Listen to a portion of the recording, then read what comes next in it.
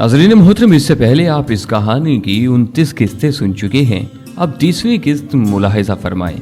मैं समझी नहीं, तुम क्या पहेलियां फुजवा रहे हो? उस सलीम की तरफ देखकर उसका हाथ थाम कर पूछा, मादाम आपके मैकेनिक महाराज ने एक तार का जोड़ सही नहीं लगाया था, अगर आप सुबह थोड़ा सब्र कर लेती तो आराम से अपनी गाड़ी पर ही तशरीफ ला सकती थी। सलीम ने अपना हाथ नरमी से अलग करते हुए कहा, ओह डार्लिंग, तुम्हारे साथ चिमट कर मोटरसाइकिल सवारी का मजा भी तो लेना था ना।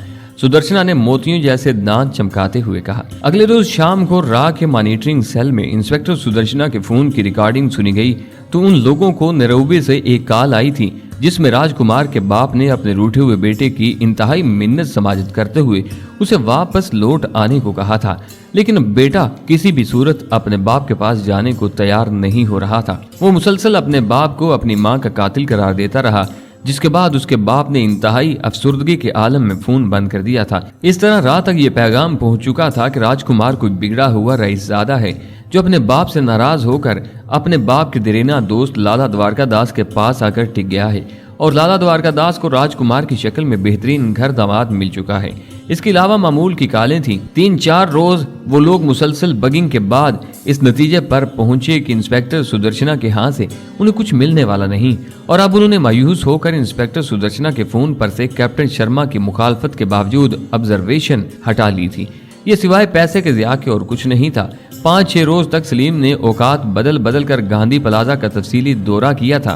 उसे यहाँ बहुत से दफातर के नाम और टेलीफोन नंबर तक याद हो गए थे। उसे इल्म हो गया था कि 7 नंबर फ्लैट के सामने वाले 16 नंबर फ्लैट में रा के मुसल्ला मुहाफिज किसी भी गैर यकीनी सूरत हाल का मुकाबला करने के लिए हर वक्त तैयार रहते हैं। शमसी को वो लोग शाम ढले एक खूबसूरत औरत और शराब के साथ घर छोड़ जाते थे, जहाँ से अगले रोज 10-11 बजे के बाद वो इन्हीं लोगों के साथ कहीं चला जाता था। उस रोज अचानक ही उन्हें लाला द्वारका दास की बहन का फोन आया था।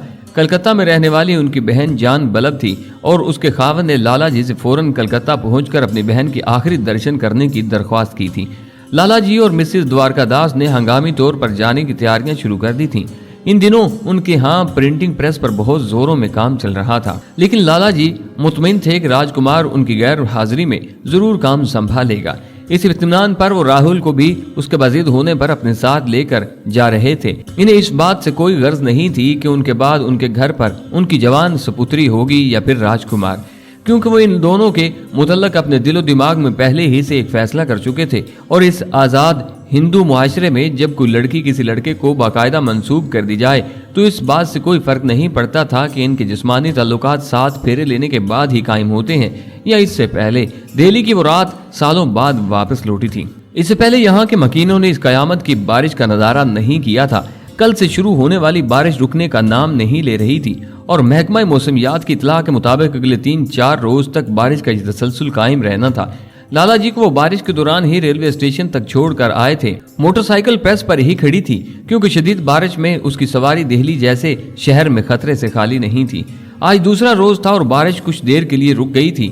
मैं रात को थोड़ी देर से घर पहुंचूंगा, हमें कल बहरसूरत ऑर्डर पूरा करना है और बिजली की लाइन मुसलसल डिस्टर्ब होने से काम की रफ्तार बहुत कम है। तुम भले खाना खाकर सो जाना, मैं दरवाजा अपनी चाबी से खोलूंगा। उसने सुबह होने पर सुदर्शना से कहा, ठीक है जैसे तुम्हारी मर्जी, लेकिन जल्दी आ जाते तो अच्छा था, मैं भी घर में अकेली बोर हो जाऊंगी। सुदर्शना ने कुछ सोचते हुए कहा। आजकल वो बड़ी खुश थी क्योंकि कैप्टन अश्विनी कुमार के साथ उन्होंने एक पीसीओ से बात की थी जिसने बताया था कि अगले 10-12 रोज में कर्नल बख्शी शिकारपुर का चार्ज संभाल लेंगे। वो खुद तो अब मेजरी के कोर्स पर देहरादून जा रहा था, लेकिन उसने यकीन दहानी करवा दी थी कि कर्नल बख्शी उसका कहा वापस नहीं मोड़ेंगे। वो इस पर हमेशा से बहुत मेहरबान रहे थे। तुम्हें इल्म है सुदर्शना कि हमने कितनी मेहनत से अपना मकाम बनाया है। बस अच्छा बाबा, गलती होगी। महाराज राजकुमार, मुझे इल्म नहीं था कि आप इतने बड़े बिजनेसमैन बन चुके हैं। उसने राजकुमार की बात काटकर बज़ाहिर रूठने के अंदाज में कहा, लेकिन दूसरे हिले में उसके गालों की लोएं सुर्ख हो गईं और खुशियों के सुर्ख डोरे उसके गालों पर टिमटिमाने लगे, क्योंकि उसकी तवक्कात के ऐन मुताबिक उसके राजकुमार ने बड़ी गर्मजोशी का मुजाहिरा करते हुए उसे मना लिया था। सलीम को वो प्रेस से कुछ फासले पर उतार कर चली गई थी। उसकी ड्यूटी दोबारा अपने शिकारपुर ऑफिस में लग गई थी। उसकी जगह किसी और ने संभाल ली थी। सलीम ने प्रेस पर पहुंचते ही शाम को बारिश की दुआएं मांगनी शुरू कर दी थी। उसकी तवक्कात के ऐन मुताबिक टेलीफोन खराब था और उसके अब कुछ दिनों तक ठीक होने की उम्मीद बाकी नहीं थी। शाम ढलने पर उसने अपने फोरमैन को किसी पार्टी के यहाँ जाने का बहाना कर दिया और कहा कि अगर बारिश तेज हुई तो वो वहीं रुक जाएगा। उसने फोरमैन से सारी रात काम करते रहने के लिए कहा था क्योंकि अगले रोज एतवार की छुट्टी थी। शाम करीबन 7 बजे जब दिल्ली के आसमान पर स्याह बादलों ने जलगार की हुई थी, वो अपनी मोटरसाइकिल पर अपनी मंजिल की तरफ चल दिया। लंबा रेन कोट उसने पहनकर अपने सारे जिस्म को अच्छी तरह ढांप लिया था। सर्दी से लोगों के दांत बज रहे थे, लेकिन वो मौसम के अजाब से बेनियाज आने वाले लम्हात के नशे में मगन अपनी धुन में अपनी मंजिल की तरफ उड़ा जा रहा था। उसके मोटरसाइकिल स्टैंड के पीछे एक ब्रीफ केस मामूल के मुताबिक बंधा हुआ था। अमूमन इस ब्रीफ केस में कागजात ही होते थे, लेकिन आज खिलाफे मामूल उसमें कुछ और ही रखा हुआ था, जिससे उसने आज शम्सी को हमेशा के लिए दुनिया से नेस्तो नाबूद कर देना था। वो मोटरसाइकिल संभालता हुआ उस प्लाजा की तरफ बढ़ रहा था जहाँ पे शम्सी मौजूद था। उसने सारी सोचों और खतरात को बलाए ताक रखकर फ्लैट का रुख किया था जहाँ पे शम्सी मौजूद था। थोड़ी देर बाद वो फ्लैट के दरवाजे पर मौजूद था और उस दरवाजे को खटखटा रहा था। दरवाजा खटखटाते ही सामने उसने एक ऐसी बुरना हालत में लड़की को देखा जिसे देखकर उसके अपने होश उड़ गए थे कि इस कदर भी गंदगी और बेहयाई इस मुल्क में पाई जाती है जिसका उसने कभी सोचा भी नहीं था। लेकिन साथ ही उसने हाथ के इशारे से उसे खामोश रहने को कहा और साथ ये धमकी दे डाली कि अगर तुमने आवाज निकाली तो मैं उसी वक्त तुम्हें खामोश कर दूंगा। औरत ने भी हिम्मत करके कुछ कहना चाहा, लेकिन साथ ही दूसरे दरवाजे से शम्सी भी बाहर निकल आया। शम्सी के मुंह पर उसने ऐसा सन्नाटेदार थप्पड़ मारा था कि वो मुंह के बल पलंग के साथ टकराया, जिसकी वजह से उसकी पेशानी फट गई थी और उसे चक्कर आने लग गए थे। शम्सी ने गिड़गिड़ाते हुए उससे पूछा कि तुम कौन हो और मुझसे क्या चाहते हो?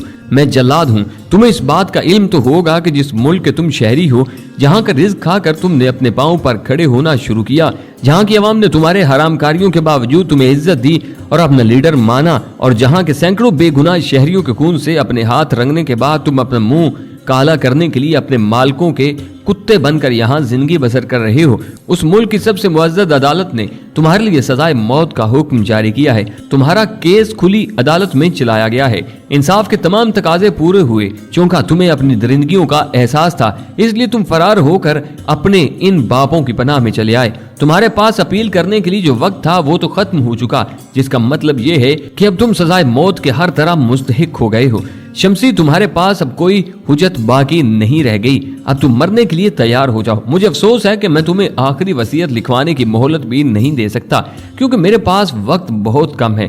जूं जूं वो बोलता जा रहा था, शम्सी का खौफ से रंग पीला पड़ता जा रहा था। मुझे माफ कर दो। मुझे तो यहाँ आकर इल्म हुआ कि मैं धोखे में मारा गया हूँ। इन लोगों ने मुझे जबरदस्ती यहाँ रखा हुआ था। ये बहुत खतरनाक लोग हैं। खुदा के लिए मुझे यहाँ से ले जाओ। मुझे एक मर्तबा अपने लोगों से माफी मांग लेने दो, फिर मुझे बेशक गोली मार देना। अपनी दास्त में शम्सी ने बड़ी चालाकी दिखाई थी और उसके कदमों को पकड़कर माफी मांगना चाहता था, लेकिन अभी उसका धड़ बमुश्किल आधा ही झुका था जब उसके मुंह पर सलीम ने इतनी जोरदार ठोकर मारी कि उलट कर दूर जा गिरा। उसके मुंह से खून बहने लगा था। अपने मालिकों को बता देना ये मरने से पहले पागल हो चुका था, और ये भी कि हम अपने गद्दारों और मुजरमों का जमीन के आखिरी कोने तक ताकुब करते हैं, इन्हें पाताल से निकाल कर मार डालते हैं। ये कहते हुए उसने खौफसदा फाहिशा के मुंह पर बिजली की फुर्ती से अपनी जेब से एक रुमाल निकालकर मजबूती से जमा दिया, जबकि दूसरे हाथ में पकड़े उसके पिस्तौल का रुख शम्सी की तरफ रहा। क्लोरोफार्म में भीगे रुमाल ने जल्दी ही फाहिशा को बेहोश कर दिया। उसके साथ ही सलीम ने दोबारा स्लीपिंग रूम का दरवाजा खोला और पांव की ठोकर से वहां रखा अपना ब्रीफकेस अंदर करके दरवाजा बंद कर दिया।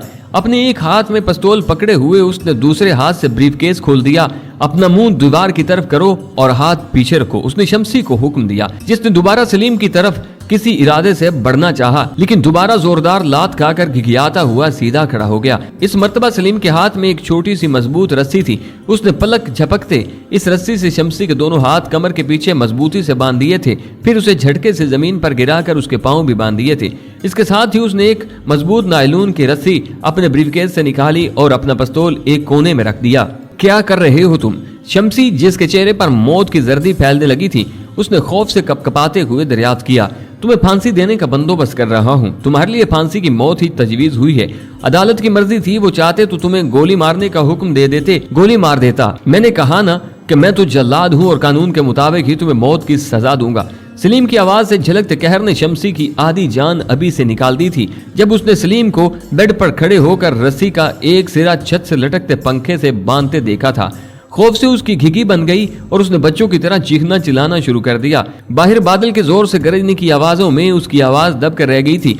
इससे पहले कि वो मजीद आवाजें निकालता, सलीम ने अपने ब्रीफकेस से स्कॉच टेप का रोल निकाला और जमीन पर लौटते शम्सी के मुंह पर टेप को रोल करना शुरू कर दिया।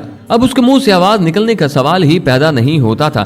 रस्सी खींचकर उसने मजबूती से उसका जायजा लिया और दूसरे हिला में तवील रस्सी का दूसरा सिरा गद्दार शम्सी के गले में डालकर उसको गिरा लगा दी। सलीम की आंखों में खून उतर आया था। उस गद्दार ने दुश्मन की गोद में बैठकर उसके वतन के सैकड़ों बेगुनाहों के खून से होली खेली थी और अब भी वो अपने काले करतूत से हजारों नौजवानों को गुमराह कर रहा था।